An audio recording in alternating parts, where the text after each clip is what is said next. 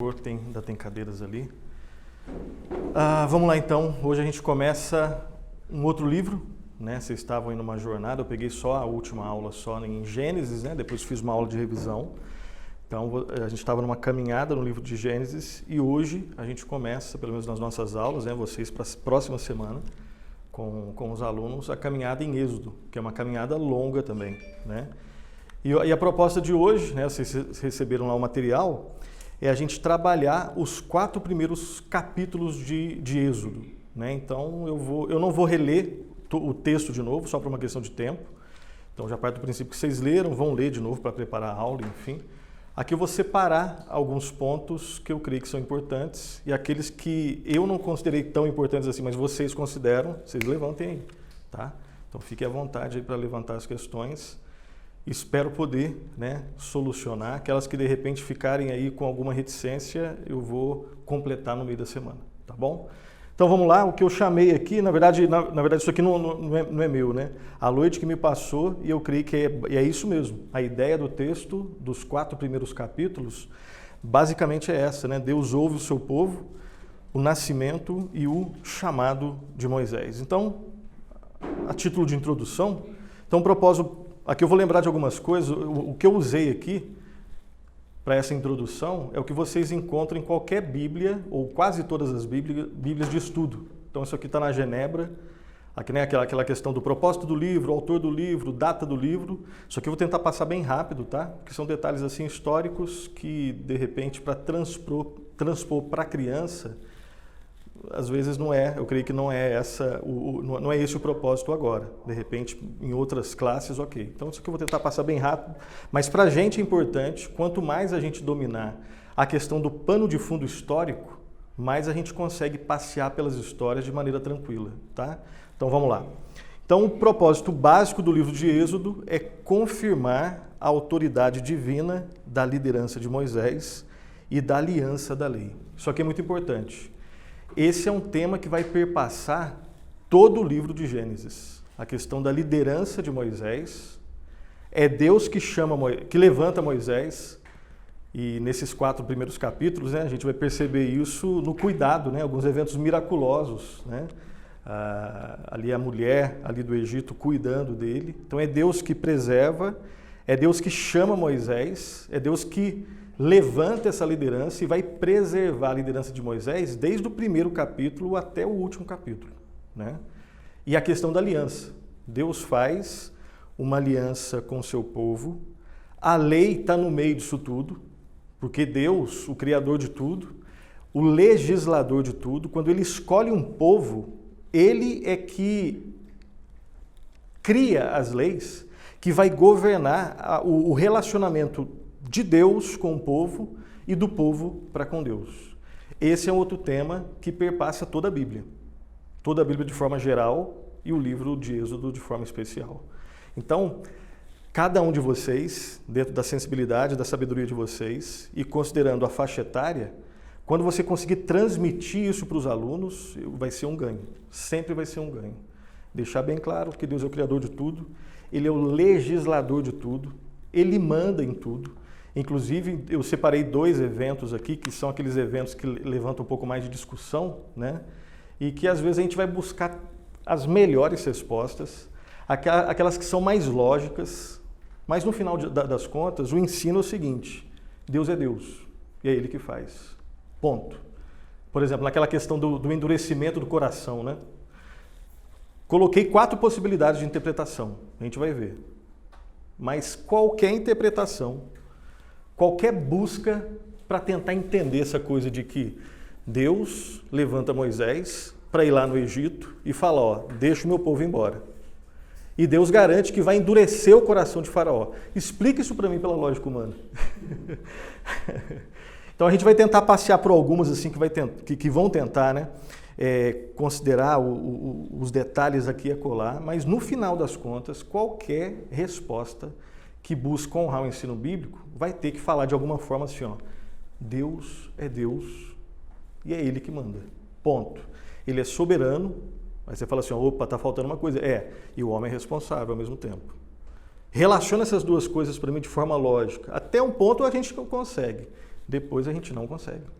Tá? Enfim, já estou adiantando umas coisas aí. Como iremos estudar, essa liderança de Moisés como libertador do povo de Deus aponta para Cristo, o libertador do povo de Deus em relação à escravidão do pecado. E a aliança e a lei também têm em Cristo o seu apontamento e cumprimento final. E essas duas últimas frases aqui têm a ver com a proposta, né, que a gente vai trabalhar aí, que vocês vão trabalhar durante muito tempo, que é tentar se esforçar ao máximo, e eu obviamente estou nesse esforço, também estou aprendendo isso daí, de deixar para as próximas gerações um ensino que seja mais cristocêntrico do que foi passado para nós. Tá? Não tem nada a ver com desmerecimento, melhor, pior. Não é isso. É partindo do princípio que a gente pode melhorar cada vez mais. Quando eu olho para o Antigo Testamento e quando eu vejo qualquer história, especificamente a história de Moisés, se no final das contas ficar para nós adultos ou ficar para as crianças que o grande herói da história é Moisés, eu falei. Porque de alguma forma, sem forçar a barra, tudo aponta para Cristo. Entendeu? É aquilo que vocês já ouviram várias vezes, né?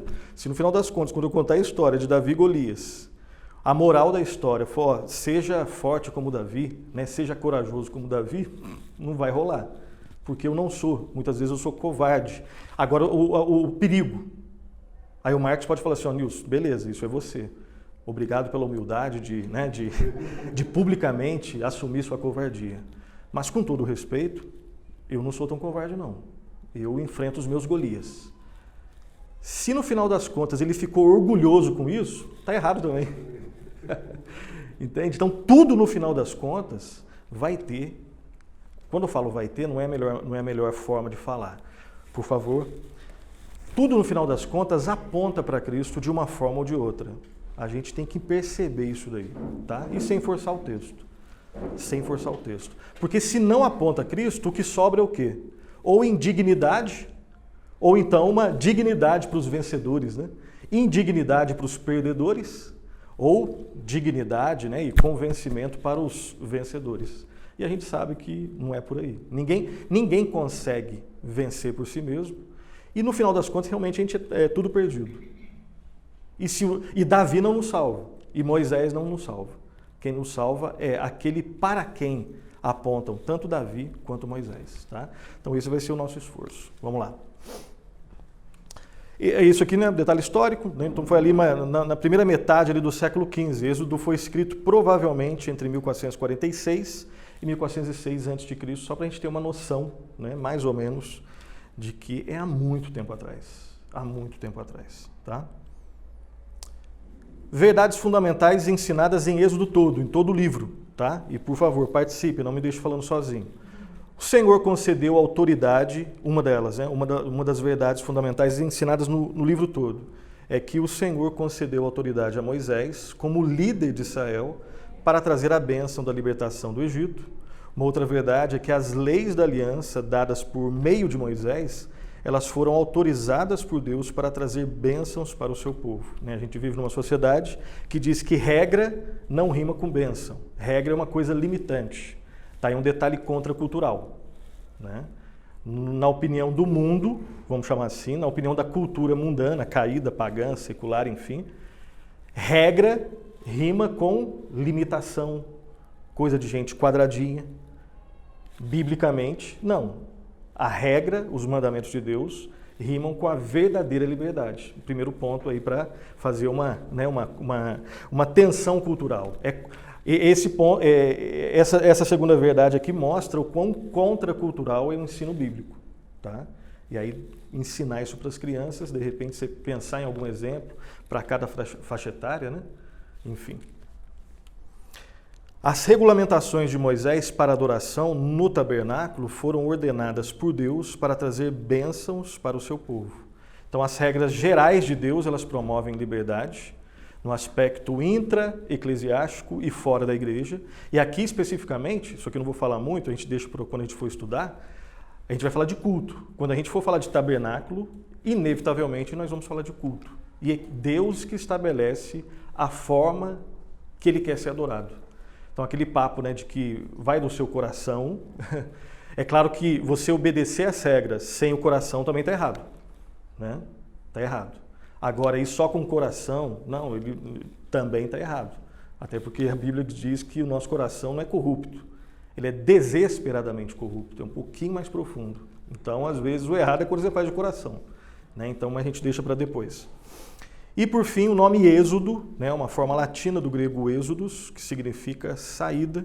Isso aqui, provavelmente, né, fazendo referência ao evento central, que é a saída do povo de Israel do Egito, né? E a gente vai dar uma olhada nisso daí. Então, essas são algumas das principais verdades. Pouquinho, não vou ler o texto, tá? Então, vocês já leram, a gente vai falar um pouquinho do esboço aqui de Êxodo, capítulo 1 até o capítulo 4. Primeiro ponto aqui, falando um pouquinho da liderança a partir do Egito.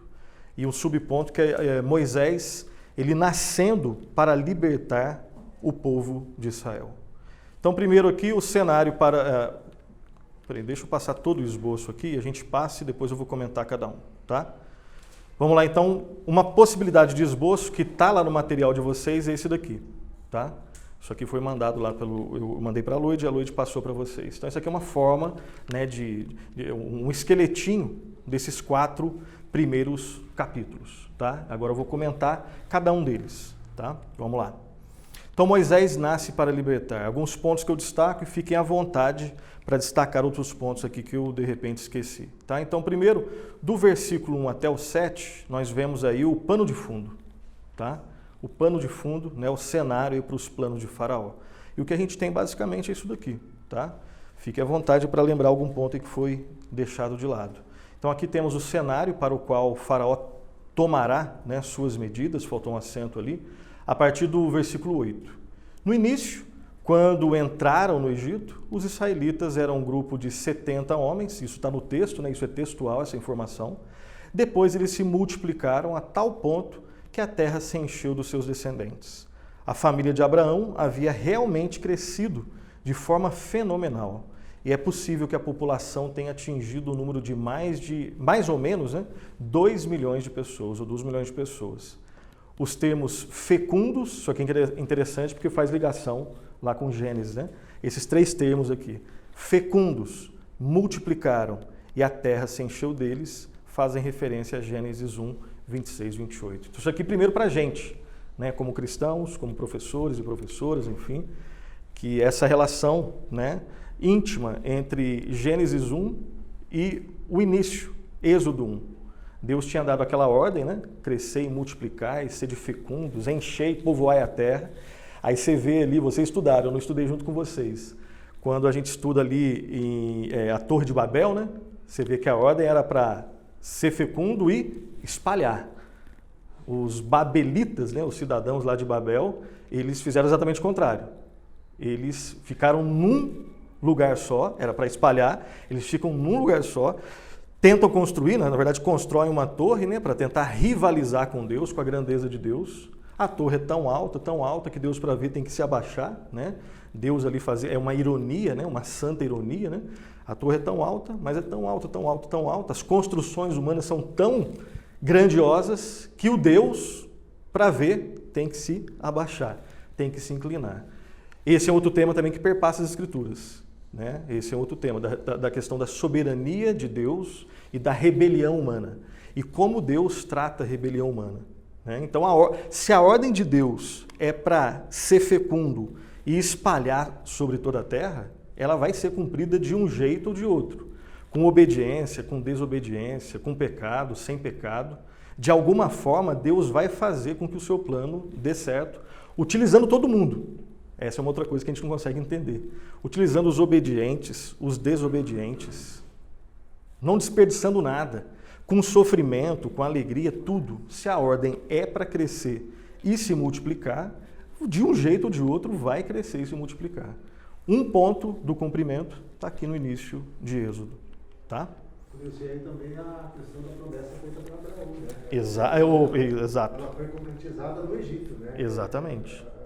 A família está crescendo. Cresceu lá, né? A família está crescendo, né? De um homem já velho, de uma mulher também já avançada, estéril.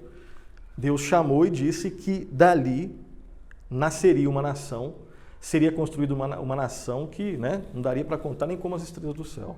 Aqui é exatamente isso, a família está crescendo. Se ele falou que vai acontecer, né? E um dos conceitos, né, que fazendo a lição ali, depois conversando com a Loide, porque ela aplica para outras classes, né, essa questão da promessa e cumprimento. Promessa e cumprimento. Né? Conhecer as promessas e saber que elas serão cumpridas. Algumas delas vão ser cumpridas com menos tempo, outras com mais tempo. Algumas promessas vão ter cumprimentos intermediários até chegar no principal cumprimento. A promessa do Redentor, por exemplo, ela vai tendo cumprimentos intermediários. Moisés é um tipo de libertador. José é um tipo de libertador. Davi é um tipo de libertador. Mas o grande libertador, né, com L maiúsculo, se é que a gente pode falar assim, é Jesus Cristo. Então você tem cumprimentos, às vezes tem uma promessa que tem um cumprimento pontual ali no tempo e na história, já cumpriu e ficou atrás. Agora, quando a promessa tem, vamos chamar assim, de um tom redentor, ela sempre vai apontar para o Senhor Jesus Cristo, que é o grande redentor. Então, entender essas coisas também. E assim, falando um pouco da minha experiência em preparar essa lição, né? Embora eu tenha nascido na igreja, vocês entendem quando fala isso, né? Meu avô era presbiteriano e tal, então ia na igreja. Era mais ou menos do jeito que o reverendo ali. Se bem que meu pai e minha mãe eram um pouquinho mais tranquilos, né? Ele fala, tinha que ir na igreja mesmo, né? Mas às vezes, né, a gente, pai, eu tirei 10 ali, hoje eu quero ver o Flamengo e tal. Então tinha aquelas coisas, né? Mas na adolescência eu não fiquei tanto na igreja e na juventude voltei um pouco depois e graças a Deus, né, continuamos aí. Mas por que eu estou falando isso? Porque mesmo sendo de uma família presbiteriana, mesmo tendo feito seminário, né, fui diácono, fui presbítero, não sei o que, aquela coisa toda, eu sou pastor há 5 anos e meio, né? Estou indo para 6, ou seja, é pouco tempo. Mas eu nunca me aprofundei em Gênesis 1, 2, 3 e 4, como me aprofundei para preparar essa lição. Né? Então, assim, são muitos detalhes, são muitos nomes. Aí você fala assim, não vai dar. O reverendo Hernandes consegue, né? O Augusto Nicodemos consegue. Mas eu vou conseguir? Realmente, é muita coisa. Só que assim, você lê, você volta. Aí a Loide, Nilson, o que quer dizer aqui? Naquele esforço de ir para lá e para cá, você fala, cara, eu estou começando a entender. Estou começando a entender e fazer relação. Então, assim, é só uma palavra de incentivo, né? Porque dá para entender, dá para conhecer. E quando você começa a perceber que você faz relação, não, calma aí, prometeu em Gênesis 1, melhor, na história de Abraão, né? Em Gênesis, depois de Gênesis 4, 5, 6, enfim.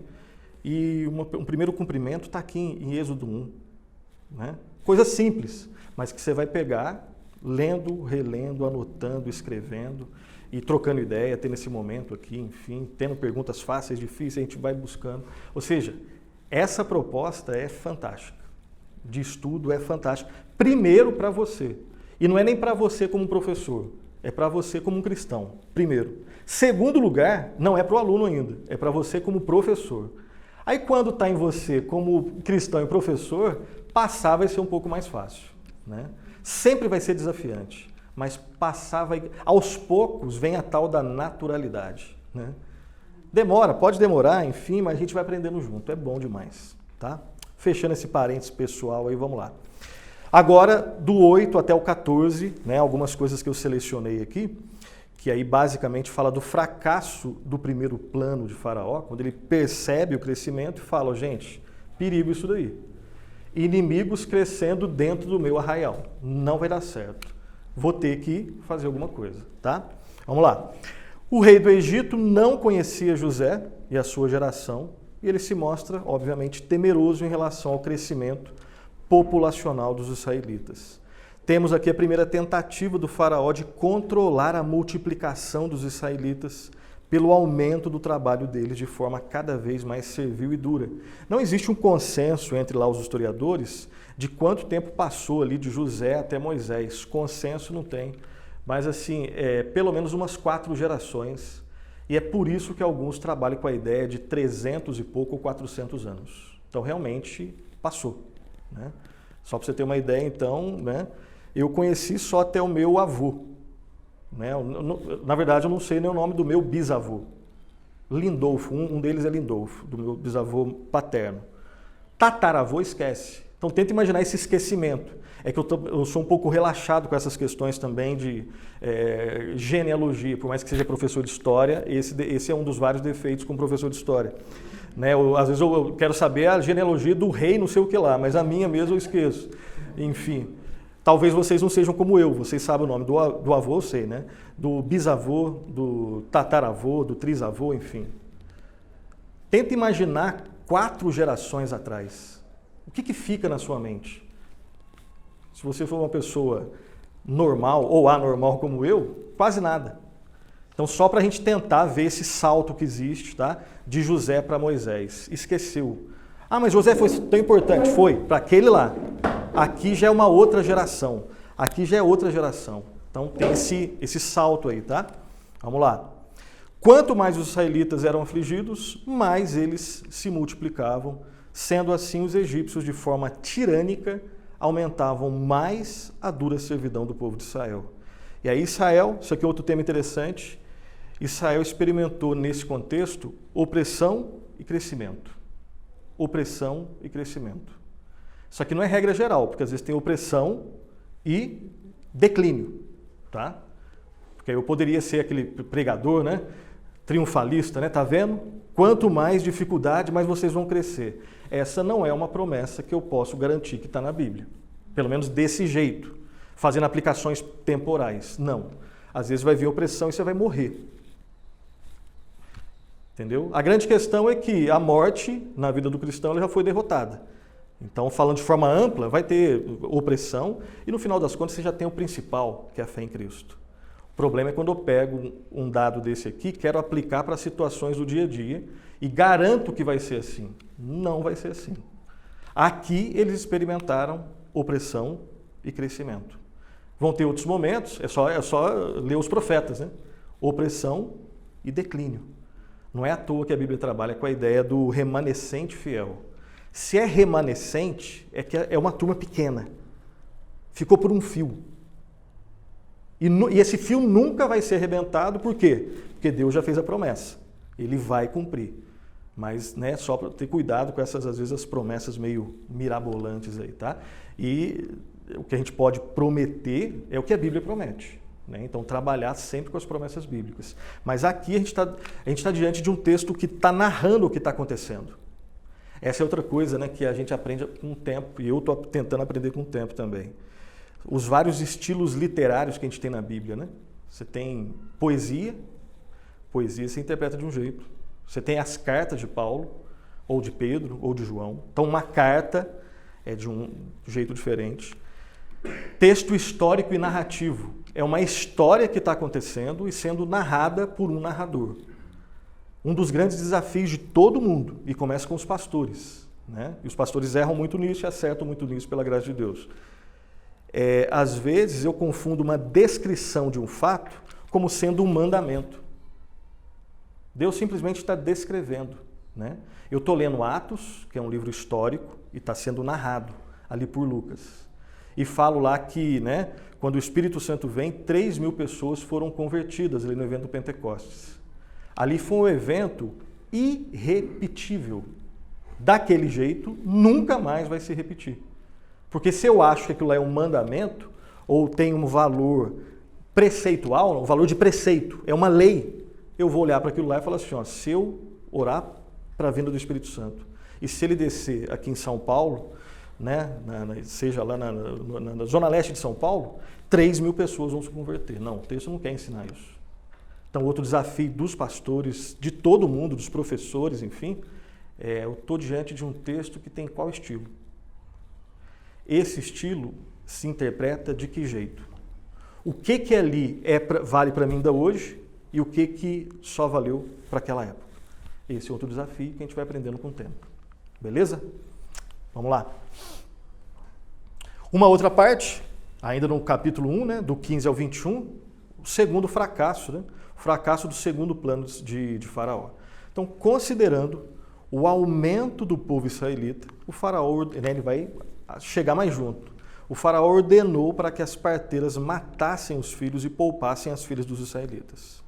Contudo, as parteiras, né, assim como eu também teria medo, eu acho que vocês também, elas temeram aqui eu confundi os temores aqui, deixa eu corrigir. Eu estava falando mais dos temores em relação que teve um conflito de temor. Elas estão no Egito e a ordem do faraó é para que as crianças fossem mortas. Só que elas aqui temeram mais a Deus do que o poder dali. Isso é milagre. Milagre. Nem o povo de Deus, em alguns momentos, temeram como essas parteiras temeram. Vários exemplos assim. Mas elas aqui temeram a Deus e desobedeceram a Faraó, poupando, por favor, tem espaço. Fica à vontade aí. Elas temeram a Deus, desobedeceram Faraó, poupando as crianças israelitas. E quando foram interrogadas, aqui que a primeira grande discussão nossa é aqui, tá? Quando foram interrogadas pelo Faraó sobre o motivo de elas haverem deixado os meninos vivos, as parteiras disseram que as mulheres hebreias eram mais fortes do que as egípcias e que elas davam à luz aos seus filhos antes que as parteiras chegassem. Né? Esse é um ponto que todo mundo tem dificuldade. Né? Como entender essa questão? Quem tem uma resposta aí conclusiva, que aí eu vou usar no meu próximo sermão. Né? Como entender essa questão? Né?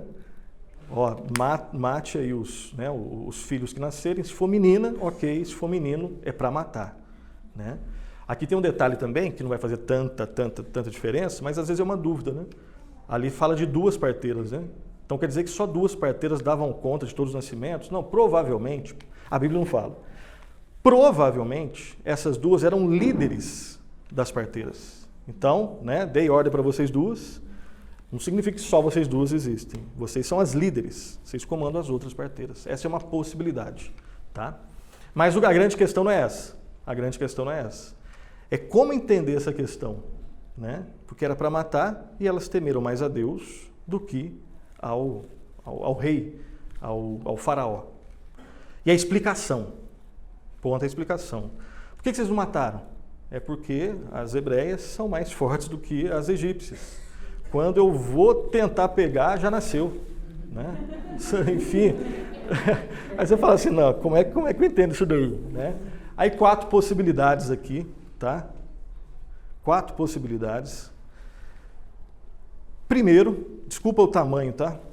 Eu acho que é só nesse que eu coloquei desse tamanho, foi mal. Primeira possibilidade de explicação. Houve a aprovação por parte de Deus de uma mentira, porque era um caso extremo. Caso extremo, medidas extremas. Não tem esse ditado, né? Em casos normais, né? Atitudes normais. Chega um caso extremo, você vai ter que ter uma atitude extrema também. No caso ali, elas mentiram, e, de alguma forma, houve aprovação dessa mentira, porque se tratava de uma situação extrema. Segunda possibilidade. A aprovação de Deus se deveu ao fato das parteiras terem sido fiéis a Deus. Deus aprovou o que elas fizeram porque elas confiaram em Deus. Eu creio assim, só que não responde a nossa pergunta ainda. Porque essa segunda possibilidade de resposta não trabalha com essa questão. Calma aí, elas falaram verdade ou mentira? Entendeu? Então essa segunda aqui deu uma ensaboada. Falou uma verdade, mas não tocou no ponto que gera dúvida pra gente. Porque a Bíblia deixa muito claro. Elas foram fiéis a Deus e Deus aprovou aquelas parteiras. Então isso aqui eu concordo. Só que essa segunda aqui deu aquela, né? Saiu pela tangente, não respondeu a nossa questão. A primeira tenta responder. Eu não sei se vocês concordam. Né? Enfim, tem uma terceira. As palavras das parteiras revelam o que aconteceu de fato. Tá? Ou seja, as mulheres hebreias eram realmente mais fortes do que as egípcias e não dava para matar ali. Então, ou seja, que Deus estava envolvido no livramento das crianças e no crescimento do povo de Israel em meio à perseguição do faraó. De novo, sai pela tangente. Ela não explica a questão da mentira. Né? Eu creio que, no geral, pode ter uma exceção, e se você pensa diferente, fica à vontade. Mas eu creio que, no geral, qualquer resposta para resolver essa questão, ela vai partir do princípio que, óbvio, Deus estava envolvido naquilo ali. Como que ele estava envolvido, se ele aprovou uma mentira em caso extremo, depois a gente vai falar sobre isso. Mas que Deus estava envolvido naquilo é claro. Então essa terceira resposta acerta, mas ela não lida ainda com a nossa dúvida. Tá? Vamos lá. Uma quarta. Na verdade tem mais uma ali. Isso, depois vou dar a minha opinião ali. Quarta. Por fim, há uma interpretação que admite essa última posição, ou seja, que Deus estava envolvido no processo do poupar aqueles filhos ali. E, ao mesmo tempo, considera a possibilidade de existir algum exagero nas palavras das parteiras. Então, claro que Deus estava envolvido. Esse é um ponto que eu acho que a gente pode fechar. É claro que Deus estava envolvido no episódio dos primogênitos, dos meninos, né, das crianças, homens que foram poupadas ali nesse episódio da perseguição em relação ao povo de Deus. Claro que Deus estava envolvido, ponto. Pode ter tido algum tipo de exagero nas palavras daquelas mulheres?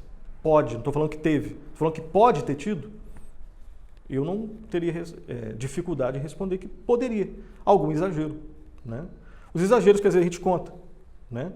A gente conta e depois, quando a gente fala, puxa, eu acho que eu dei uma exageradinha, um pouquinho ali, na beleza de alguém, ou enfim, qualquer outra coisa. Né? Eu acho que todo mundo já cometeu. Não estou falando que é certo ou errado, estou falando que houve. De novo, o texto é narrativo.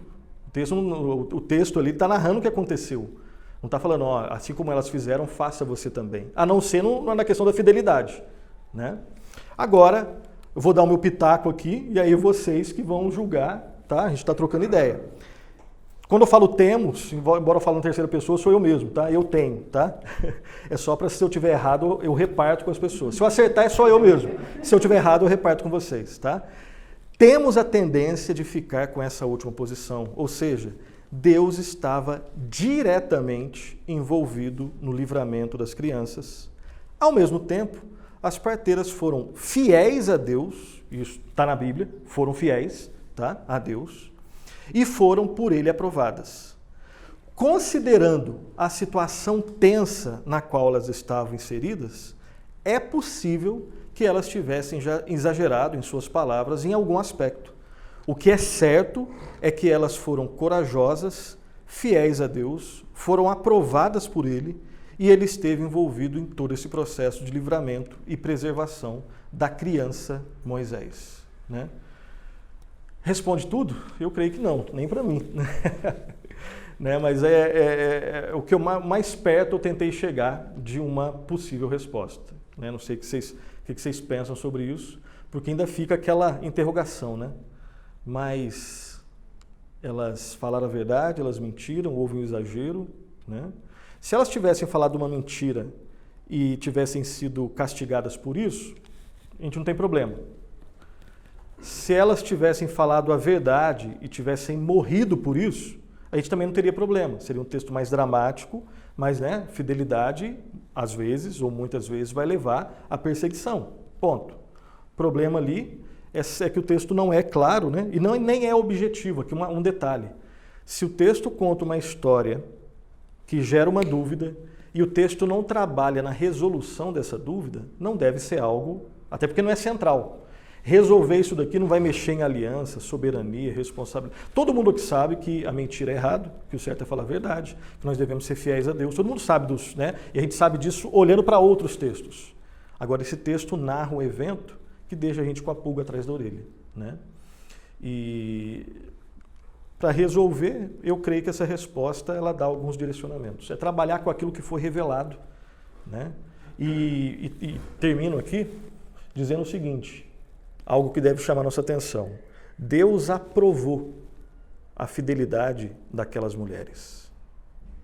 Então, o que elas fizeram estava correto. Uma diferença aqui a gente tem que sempre lembrar, eu tenho que sempre lembrar. Elas não foram perfeitas, mas elas acertaram o que elas fizeram. Se o critério para ter a aprovação de Deus fosse a perfeição, eu creio que nenhuma atitude nossa passaria nesse critério. Né? Porque Porque você pode continuar fazendo aquela pergunta, bom, mas se elas exageraram, será que elas mentiram, erraram? Eu sei que em algum nível é importante levantar essas questões, mas lembre-se disso. Se o critério que Deus usasse para tratar, lidar, relacionar conosco fosse a nossa perfeição, não ia rolar de jeito nenhum, em nenhum aspecto. O que elas foram fiéis. Nós seríamos fiéis, né? Aquelas perguntas, né, de aplicação, né? Imagina só, você está no Egito, você está na Babilônia, né? Lá no contexto de Daniel. E não foi um subchefe, não foi um amigo, não foi o subgerente. O faraó com medo do seu império entrar em algum aspecto em ruína por causa de um povo que está crescendo. Solução, mata os meninos. E aí você não mata, porque você temeu mais a Deus do que o faraó. E você vai ter que explicar. Por que você não fez isso? Você vai ter que explicar. O que eu sei é que nesse texto a explicação delas foi aprovada por Deus. Então essa é a chave para direcionar o resto do nosso raciocínio. O que elas fizeram foi correto, embora eu não tenha todas as informações das palavras que elas usaram, né? E outra, é difícil para Deus, naquele contexto, ou em qualquer contexto, fazer as mulheres hebreias serem mais fortes do que as egípcias? É difícil? Não tem nada difícil para Deus. E se aconteceu do jeito que aconteceu? Mesmo que a gente, para nós aqui, soe um pouquinho hilário, né? Porque a gente não vê isso. Aqui na aula passada eu falei sobre isso. O Antigo Testamento, o Novo também, mas o Antigo, né? Por ter eventos assim que apontam para o Novo, ou seja, tem alguns mistérios. Você lê alguns textos ali, né? Que você fala, cara, como é que é isso daqui? Como é que é isso daqui, né? Felizes são aqueles que esmagarem as suas crianças contra a pedra. Como é que entende esse negócio? Em vários momentos, todo cristão ele vai ter que lidar com a seguinte questão. Eu estou lendo o registro bíblico da palavra de Deus, mas eu não vejo no dia a dia algumas coisas que eu acho que a palavra de Deus ensina. Com quem que eu fico? Com o que eu vejo ou com o que a palavra de Deus ensina? Todo mundo aqui já passou, passa e vai continuar passando, né? Enquanto a gente estiver do lado de cada eternidade, essas coisas vão acontecer. O texto diz isso. Ao anoitecer pode vir o choro, a alegria vem pela manhã. Aí eu interpreto isso como sendo, eu posso até dormir triste, mas quando acordar eu vou estar alegre. Se essa for a interpretação, aí tá difícil. Porque tem hora que você acorda pior do que você quando dormiu, né? Aí alguém disse, né, que ao anoitecer pode vir o choro, mas a alegria vem pela manhã. Não é a alegria que você imagina, é a alegria que a Bíblia ensina. Triste ou alegre, Cristo vai estar lá naquela manhã. E Cristo estando ali, ele é muito melhor do que qualquer alegria que você possa imaginar. Resolve tudo? Talvez não na nossa curiosidade. Mas, né, pastores, presbíteros, homens, mulheres, professores, todos nós vamos lidar com a interpretação da Bíblia para ensinar para a criançada. É um baita de um desafio. É um baita de um privilégio. Privilégio que não são todos que têm. Mas junto com o privilégio vem um desafio, né? Na verdade, o desafio já é o próprio privilégio, né? Eu acho que o Léo já deve ter falado umas coisas assim, né? O próprio desafio já é o privilégio, porque ele não desafia, ele só desafia quem faz parte do seu povo, né? Então, eu acho que eu não resolvi essa questão ainda, né? Talvez um dia. Eu acho que sempre vão ficar algumas perguntinhas a respeito desse texto. Mas, tá? Não pirem com as dúvidas minuciosas. Vão para aquilo que está revelado. Elas foram corajosas. Elas foram fiéis, elas foram aprovadas. Não é difícil para Deus fazer o que o texto está falando, por mais absurdo na nossa opinião. Eu vou tentar pegar a criança, já nasceu, porque é tão forte. É difícil para Deus fazer isso? Claro que não. Tá? Alguma questão? Tranquilo? Vamos lá então. Continuando. Agora, já no final do capítulo 1, indo para o capítulo 2, né, o fracasso do terceiro plano. Dá-se início, então, ao terceiro plano do faraó para impedir a multiplicação dos israelitas, onde é exigido que todos os seus súditos se envolvam no assassinato de meninos israelitas recém-nascidos. A figura de Moisés, que ironicamente foi resgatado pela filha de faraó, é central para a compreensão desse processo. E a Bíblia é cheia dessas ironias santas, tá? São diferentes das ironias nossas, que normalmente são maculadas por pecado, maldade. Mas Deus normalmente utiliza-se desse recurso, mas de forma perfeita e santa. Quer dizer, então, que o plano do faraó para impedir que o meu povo saia dos seus domínios é matar os meninos. Tá. Eu vou utilizar uma mulher para preservar o libertador. Né? E tem vários momentos na Bíblia que você tem isso daí. Eu vou utilizar uma subalterna sua para preservar um menino, criança, dentro do seu reino, de onde vai vir o libertador. Né? Enfim. E aí, lembrando agora, né? Sem falar num outro episódio, que a gente simplesmente fica quieto e vai com muito temor, né? Sem falar na última praga, que é a morte dos primogênitos no Egito. Né? Essa daí deixa para o dia lá. No capítulo 2, a partir do versículo 1 até o versículo 10º, né, temos o relato do nascimento de Moisés. Moisés era uma criança formosa, saudável. Aqui, assim, eu dei pouquíssimas aulas para crianças, né? Inclusive daqui a pouco vou ter que pregar lá para a criançada e a gente treme na base, né? Treme na base. Treme na base. Nossa. O Thiago falou, gente, como é difícil. Treme na base. Treme na base. Pode pensar mais que adulto. Nossa. Ai, ai. E veio umas perguntas, né? E por quê? E por quê? E os porquês continuam. Tio, não sei o que lá, aquela coisa. Mas, enfim. Mas estou gostando, né? E tem que gostar porque tem a Valentina lá, vou ter que dar um jeito de aprender, de falar com criançada.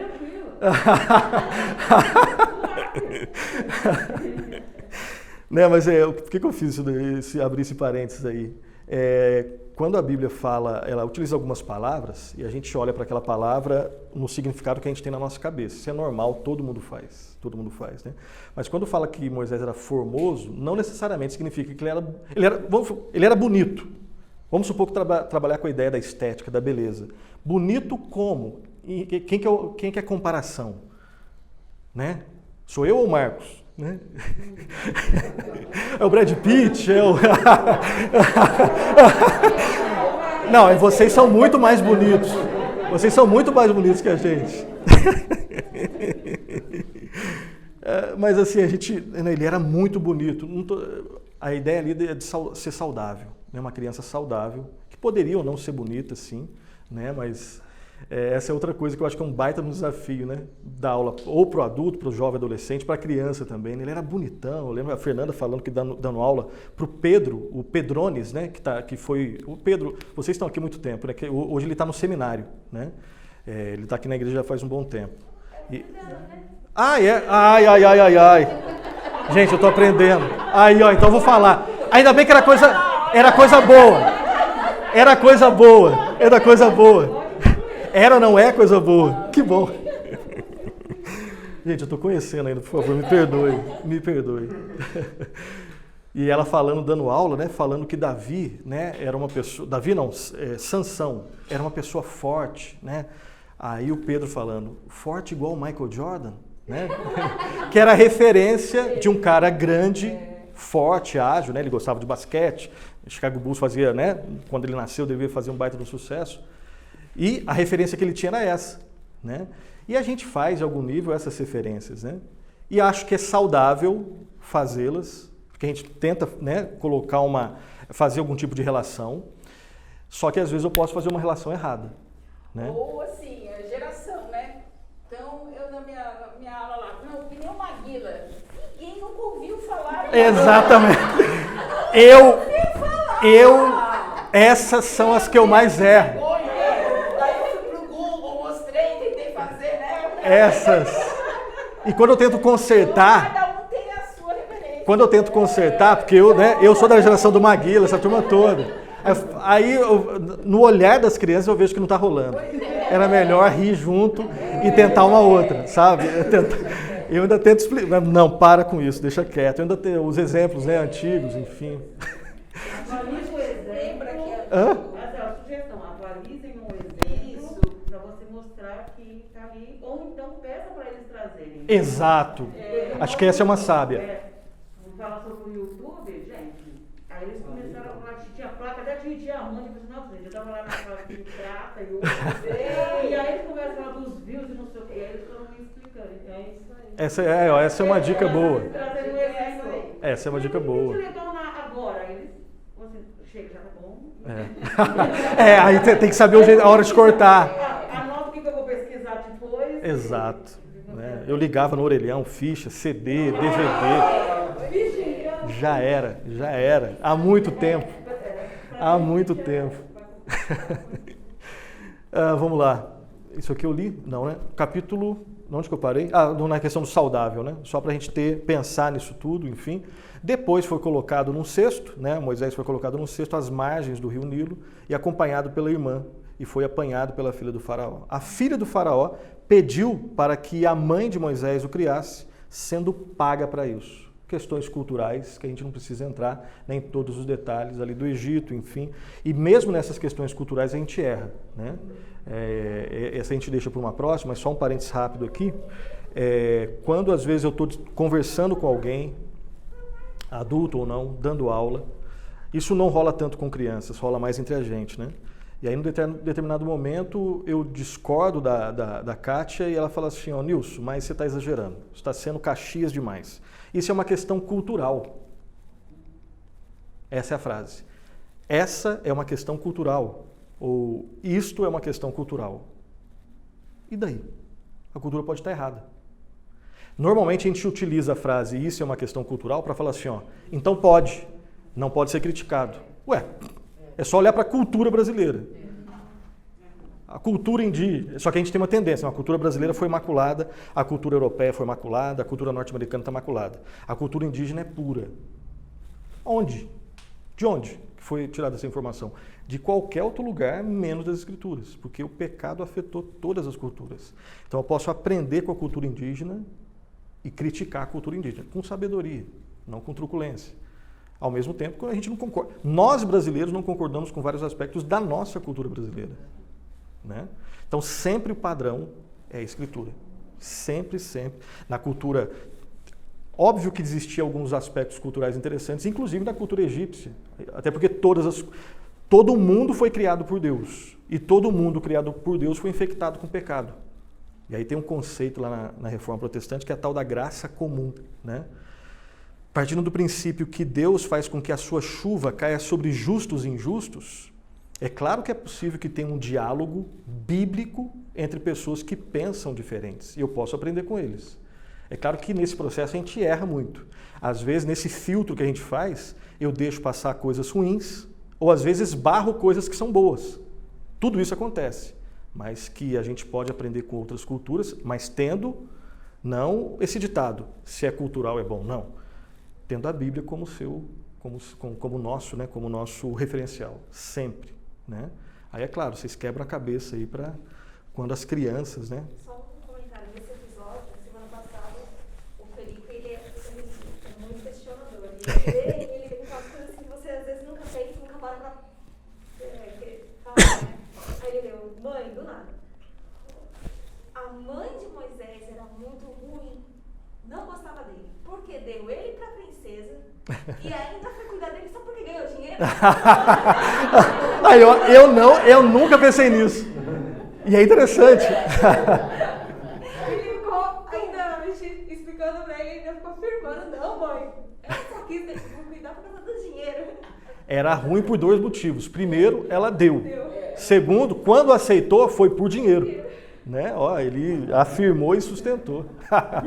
E eu nunca pensei nisso. Não sei se você já pensou. Eu nunca tinha pensado nisso. Eu que tenho que me preparar para essas perguntas aí, você já sabe.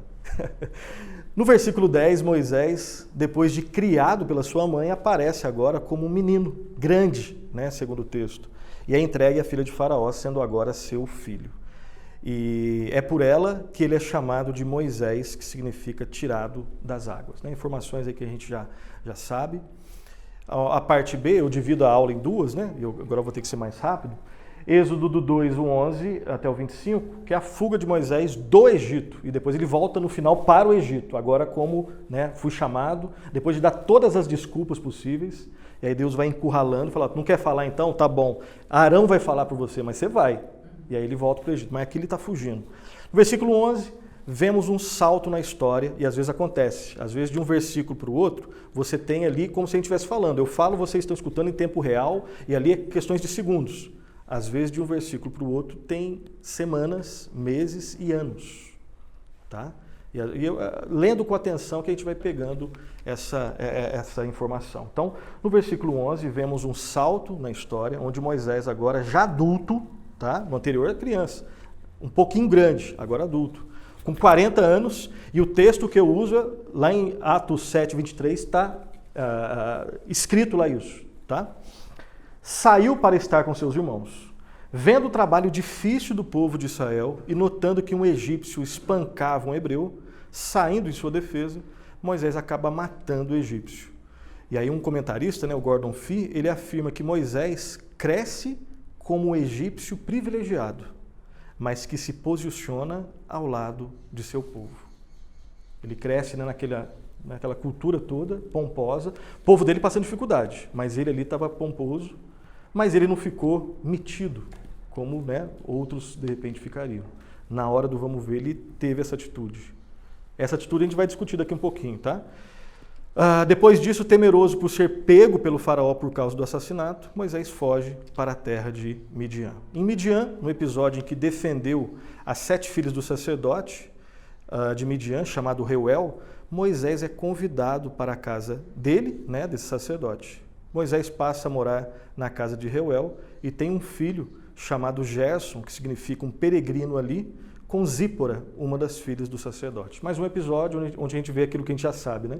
Que os nomes, quando dados ali na cultura bíblica, eles têm um significado, não é só porque, né, acham bonito, é o nome da época, enfim, tem um significado. Então Moisés, que era um peregrino, ele saiu do Egito, fugido, quando ele tem o primeiro filho, Gerson, que significa um peregrino ali, ou um peregrino, ou aquele que peregrina, ou algo nesse sentido, tá? Versículo 23 ao 25, nós temos um relato fundamental. Depois de muitos dias, o faraó morreu. O povo de Israel, sofrendo muito sob a servidão do Egito, clamou a Deus. Esse é o primeiro relato que a gente tem, que nesse sofrimento todo, o povo, ele clama. É o primeiro relato que a gente tem. Então aí que a gente para, né? Porque é aquela ideia bíblica que vai perpassar toda a Escritura, né? Pecado existe e provoca morte, a não ser que exista algo que interrompa. Do ponto de vista de Deus, essa interrupção é a manifestação da misericórdia e graça dele. E isso é sinalizado na nossa vida com pedidos de perdão, arrependimento. Então, pecado ele existe mesmo, a gente sabe disso, na vida de cristão e não cristão. O elemento na nossa vida que faz a diferenciação é arrependimento. Davi é um homem segundo o coração de Deus, não porque ele era perfeito, a gente conhece a história. Um dia a gente vai chegar lá. Mas por que então, tendo feito o que ele fez, ele ainda é chamado e sempre vai ser chamado de o homem segundo o coração de Deus? Ele se arrependia. E Deus sabia se o seu arrependimento era sincero ou não. Ele se arrependia. Né? Então, Lutero já dizia isso, né? O arrependimento não é aquele evento que acontece no momento da sua conversão somente. Arrependimento, do ponto de vista bíblico-cristão, ele é um estilo de vida. Um dos sinais da autenticidade do nosso cristianismo, né? E isso dá para falar com a criança e tem que ser falado com a criança, a questão do arrependimento. Desde os exemplos mais, né, tranquilos, entre aspas, né, da desobediência, quando não quer repartir alguma coisa com um coleguinha, quando fala alguma coisa inapropriada para o pai ou deixa de fazer alguma coisa, arrependimento, até em relação a Deus mesmo. Quando você mostra a lei de Deus e compara com o que ele fez. Um dos sinais que deixa a gente muito alegre é quando você percebe arrependimento. E você não está percebendo? É continuar falando, amando, pregando, ensinando, acompanhando. Né? Porque Deus tem promessa. Nessa é uma promessa, né? Que não é só para a gente, é para os nossos filhos também. Enfim. Tá? Vamos lá então. O Senhor, aí depois do arrependimento, né?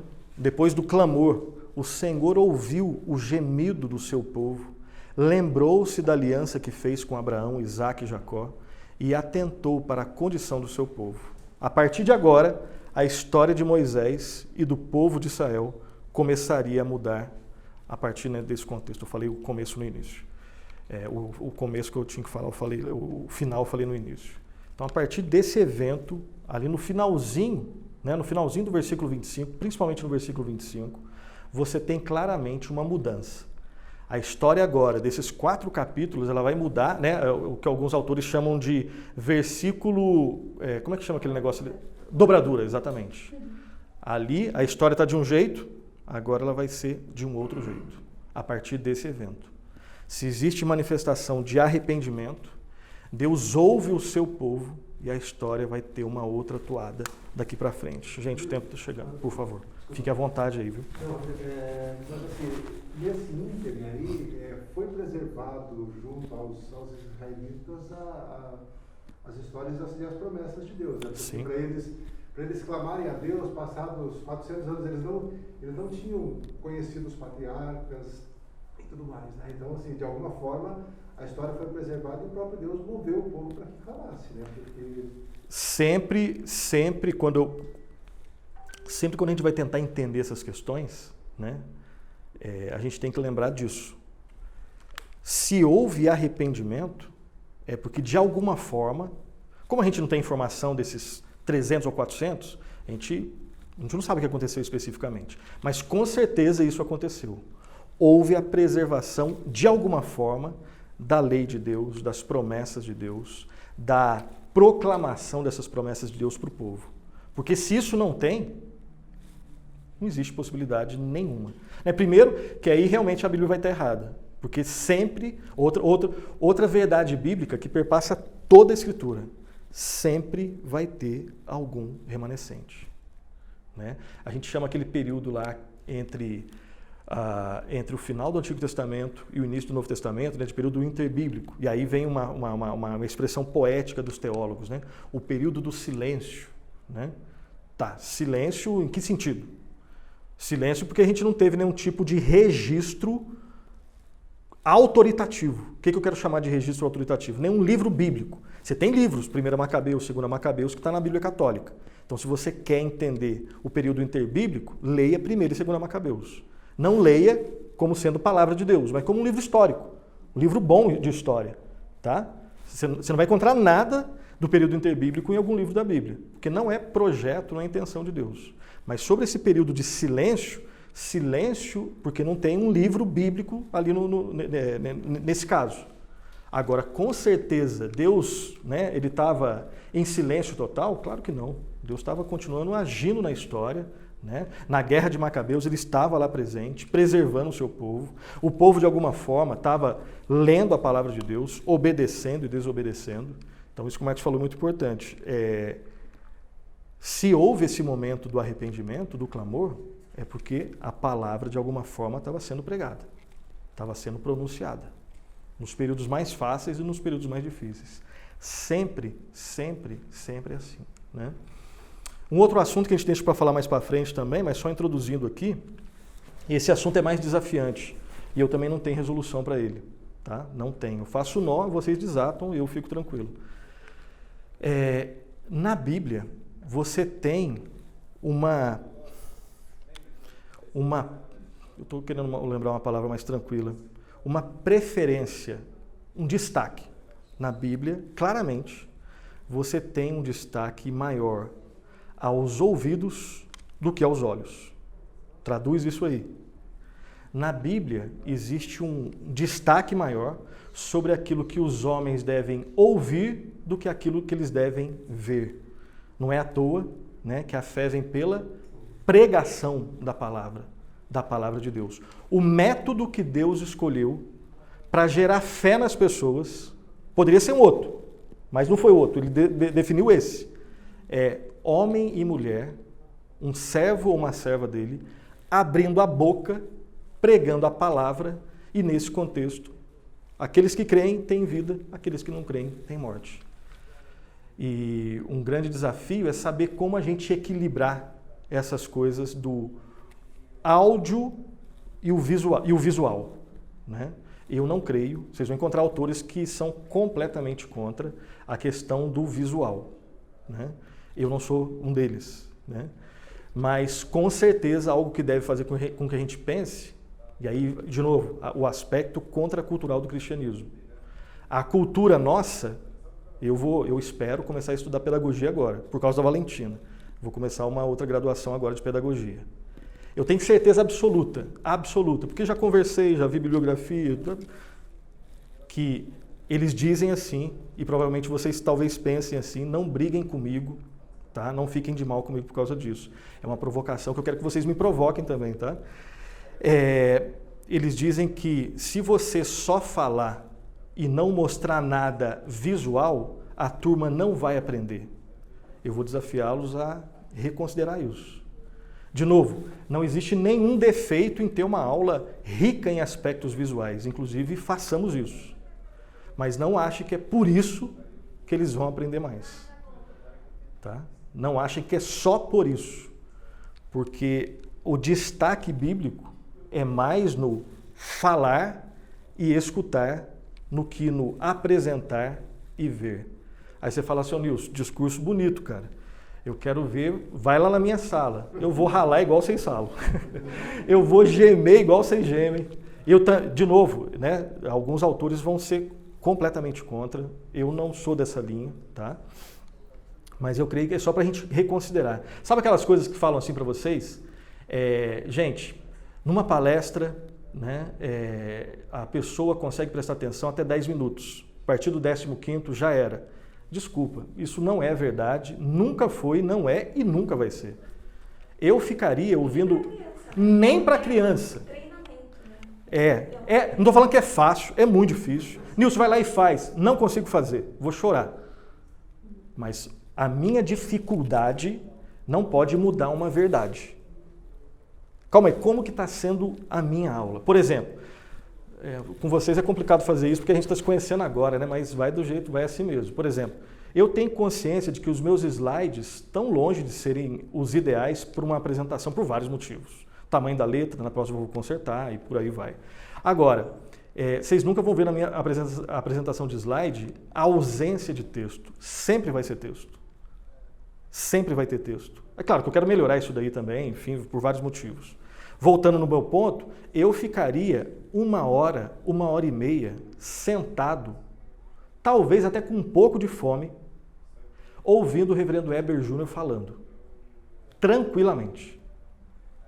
Não sei se vocês conhecem o Heber Júnior, ou Augusto Nicodemo, seja lá quem for. Cadê a teoria de que até 15 eu presto atenção? Não, eu quero mais. Aí você fala assim, eu sei que talvez você esteja pensando assim, Nilson, mas você não é o Augusto Nicodemos. Não, eu sei, nem o Heber Júnior, eu sei, calma aí.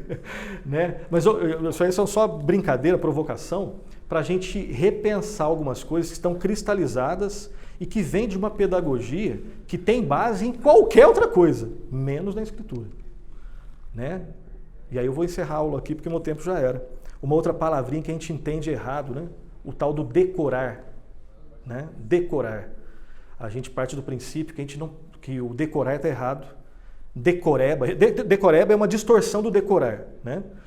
Decoreba está errada mesmo. Mas o decorar, qual que é o problema com a decoreba, melhor dizendo? É você guardar informação sem significado. Né? Imagino eu, se alguém é da área da química, que me perdoe, eu vou dar um exemplo da área da química. Tá? Tem nenhum professor de química aqui não, né? Não. Então, prova de química, né? Eu tentava colocar o máximo de conhecimento para depois, com perdão da expressão, vomitar na prova. Um dia depois, se você me perguntasse, provavelmente eu tinha esquecido. Isso não é decorar, isso é decoreba, que é uma distorção do decorar. Porque a expressão decorar, a gente, né, é colocar no core, colocar no coração. E uma das bases da pedagogia hebraica é memorização, é repetição.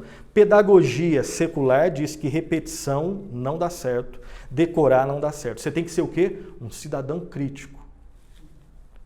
Como que eu vou criticar? Criticar é analisar. Já começa com uma expressão errada, né? Criticar no pensamento da maioria das pessoas é falar mal ou só apontar defeitos. Criticar do ponto de vista bíblico é analisar, apontando o que está errado, segundo o parâmetro bíblico, o que está certo, e não é só falar o errado, isso está errado e o certo é isso, isso e isso. Isso é mais difícil de fazer. Só falar o que está errado é muito mais fácil, né? E como que eu vou criticar, analisar segundo o parâmetro bíblico, sendo que eu não conheço a Bíblia e sendo que eu não conheço o que eu estou, de repente, me propondo a criticar? Não é à toa que no Salmo 119, 11, né? Guardo no coração as tuas palavras para não pecar contra ti. Você não guarda coisa que você leu uma vez só, nem 2 vezes, nem 3, nem 4, nem 5, nem 6, nem 7. Os filmes que vocês sabem, as falas, são filmes que vocês assistiram várias vezes, porque mexem com vocês. Tanto é que está lá passando, você conhece a fala. O que vai falar agora, né? Karate Kid, coloca lá que eu vou do início ao fim, né? Do início ao fim, enfim. Então, é só vocês. Esse não seria um exemplo que eu daria lá. E até o Karate Kid mais novo já é velho para eles, né? E eu estou falando do Ralph Macchio, lá da década de 1984, então já era. Posso só... Por favor.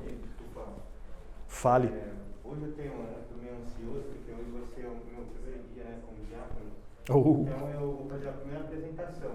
Quando você fala nessa parte de decoreba, né, isso aí é muito, né, não fica um negócio assim, pô, vou chegar lá, tudo que você de repente está decorando alguma coisa, chega lá, você não vai falar nada. É o famoso dar o branco. Isso, dar o branco, exatamente. Então o que você falou ali é muito interessante, que vem do seu coração.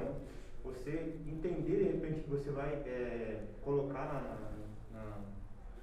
na hora lá, e aí fica mais fácil, né? Você transmite uma coisa que vem do seu coração e o Espírito Santo também te ajuda nesse sentido. Exato, exato. A grande luta nossa é para saber o que está no nosso coração, né? Porque, às vezes, espontaneidade pode ser uma coisa boa ou pode ser uma coisa ruim, né? Porque, às vezes, eu falo assim, gente, eu não sou igual nisso, não, ficar lendo os slides, eu sou espontâneo. Se você consegue ser espontâneo e tendo tudo isso no coração, é que eu não consigo. Não consigo. Eu tenho que fazer uma escolha como professor de... Existe um conteúdo muito rico e por mais que a minha caixa craniana seja grande, esse cabeção não consegue guardar tudo, né? Então eu tenho que ter uma bengala. Às vezes eu vi alguns outros colegas falando, não, fui muito espontâneo. Tá, mas o que você falou? Né? E aí, como eu já assumo que eu sou limitado, eu falei, eu vou ter que ter uma bengala, mas não vou negociar o conteúdo. Aí eu vou ter que fazer uma escolha. Claro que tem caras que são, né, que são assim, é o craque do negócio. O cara consegue ser espontâneo e normalmente isso vem depois de anos, né? Eu, como sou muito novinho, enfim. Mas a gente vai parar por aqui, não deu para trabalhar todos os temas, tá? Mas pelo menos alguns temas mais intrincados assim do texto, eu creio que a gente pelo menos conversou.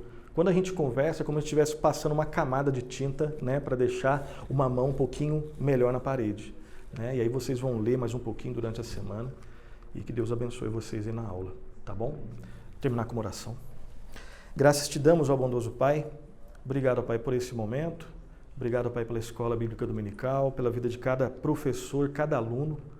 E suplicamos a Ti, ó Deus, ajuda-nos a guardar no nosso coração as Tuas palavras para não pecar contra o Senhor.